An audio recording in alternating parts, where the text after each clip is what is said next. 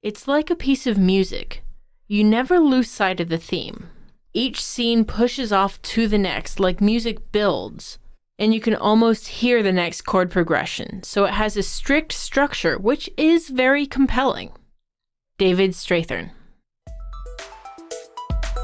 You're listening to Writing Roots, brought to you by Aspen House Publishing. Welcome to Writing Roots. I'm Lee Holt. And I'm Lee Esses. We hope everybody had a good Christmas or other holidays, whatever you celebrate. We are finishing out 2021 with our last two frequently asked questions episodes, starting with this question. Any advice on switching from one scene to another?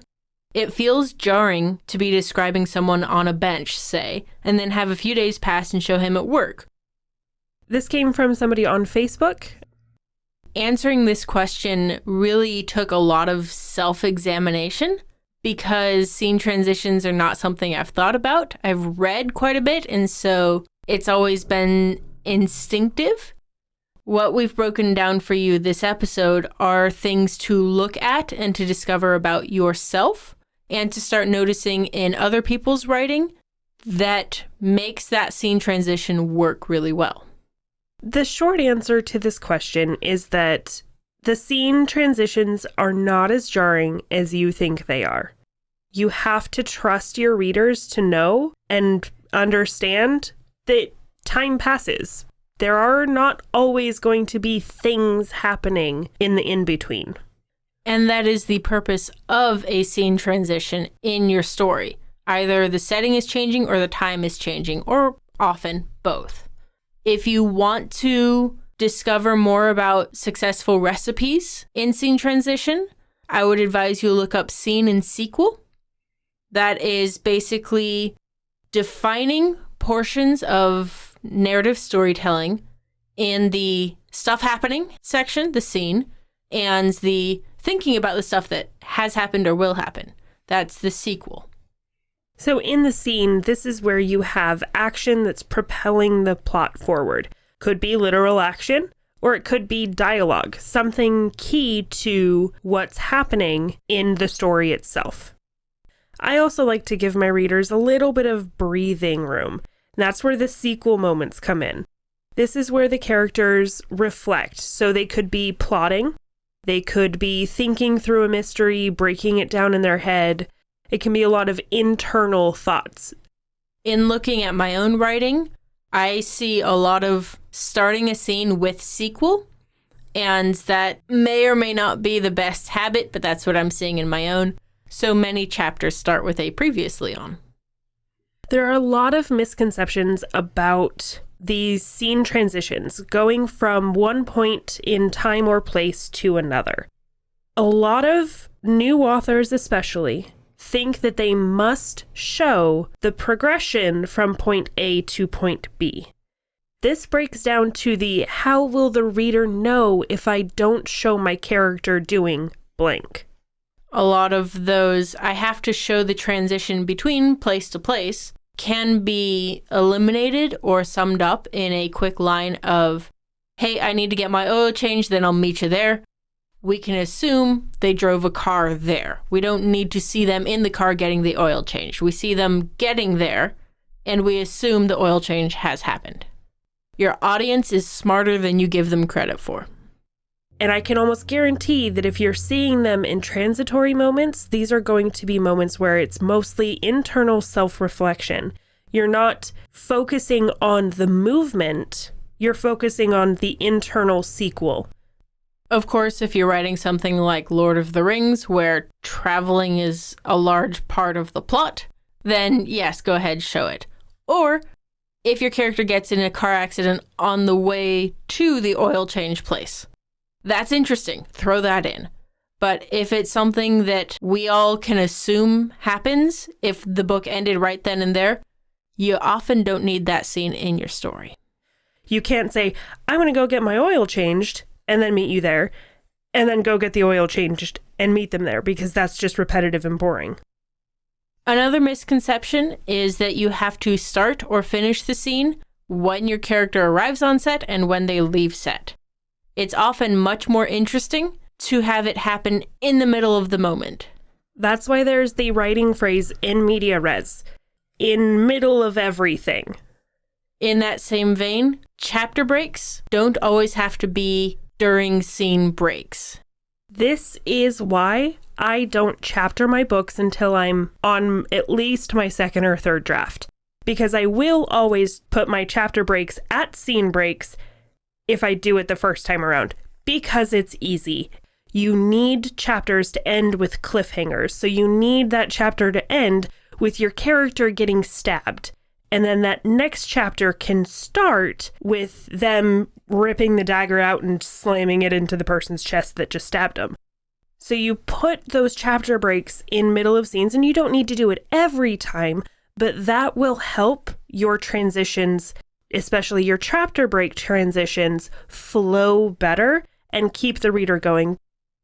So those are some misconceptions. We do have some things to aim yourself toward as well. And that would be understanding in part the definition of a scene. That time change is part of why you will change a scene. If you are writing that scene change and time is happening, something as simple as in your dialogue you say, "Hey, I'll see you next week." And then the next scene comes with them opening the door. We can assume that time has transitioned. So when you have a scene that needs to change, it's because either the time changed or the place changed. You can say that through weather. You can say that through dialogue. If you have an event happening, like, oh, okay, prom is this Saturday, and all of a sudden your character is doing their hair and putting on their prom dress, we know, okay, now it's Saturday. But you don't need to say, it's Saturday, it's the day of the prom. It's easy to transition by setting up earlier a timeline of what things should be. The same can be said for place. If you establish we are going to the coffee shop, then we see them walking into the coffee shop, that's a little superfluous. But you can open the next scene having them sip a cup of coffee, and then we get, oh, they must be at the coffee shop they talked about earlier. Watch your favorite show and watch how they change scenes. They have it really easy because they can do fancy little like wide shots and then little medium shots. In books, you can't really, you can establish a wide shot, but that tends to be boring in books because it's just a bunch of description. So we want to go in and focus on those close-up shots. What are they actually doing in this new location? Another thing you can aim for is understanding the timeline of your own story. If the serial killer is killing somebody every day, then we understand that another murder has happened, another day has passed. Having that timeline, that ticking clock in your story can be helpful in moving the plot forward in time. And the final thing to aim for is that if your scenes have a similar mood back to back, consider just combining them. Like Lee pointed out with Katie Ratio, I needed to combine like the 50 billion parties she went to because they all had the same vibe. If you absolutely must be in two different places with the same mood, use it, don't ignore it. You can often use that as your opening line through the transition. So the same cloud of tragedy hung over this location as the last. Using what makes them similar will be a transition method if you absolutely have to have two scenes back to back with the exact same mood. So these are things to keep an eye out for in other people's writing so that you can figure out how it's used and then apply it to your own. And the first one is going to be the teasing ahead. So you establish, ask me when you get home from school. And then scene break, okay, I'm home from school now, what's your question? Another thing that I enjoy as a scene transition would be the two different places with exactly the same thought. So you end a scene with, I wish I knew how character A was doing. Scene break. You open the next scene with character A wrestling a bear. Okay, we have this nice smooth transition that in this case has a comedic effect. One talking about the other location can be a nice, fun way to transition locations. This is definitely best used in comedic settings because it is a little bit tropey. I personally love it. I think it's a lot of fun. Another thing to keep an eye out for as you're writing scene transitions would be if you are changing the point of view character, the first name we should read in the next scene should be the point of view character's name. There are a couple of small exceptions to this, but for the most part, the first name we see is the one we will automatically assume is the point of view character. And the last thing to keep an eye out for is the first and last word of the scenes that are back to back. So what word did you end with and what word are you beginning with?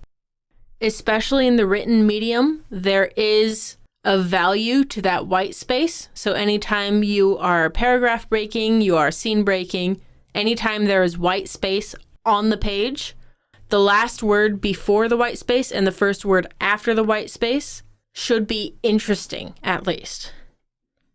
So to summarize, you probably don't need a fancy transition. Just jump from place to place, time to time, and trust your readers to understand what's going on. Do what you can to help them establish certain things along the way, but don't fill your work with unnecessary details that serve no purpose to the plot. If you need help understanding this, read, and then write what you read, and then write selfishly. If you have a question or comment for our hosts or a topic you'd like us to cover, send us an email at writingroots@aspenhousepublishing.com or find us on Facebook by searching for Aspen House Publishing.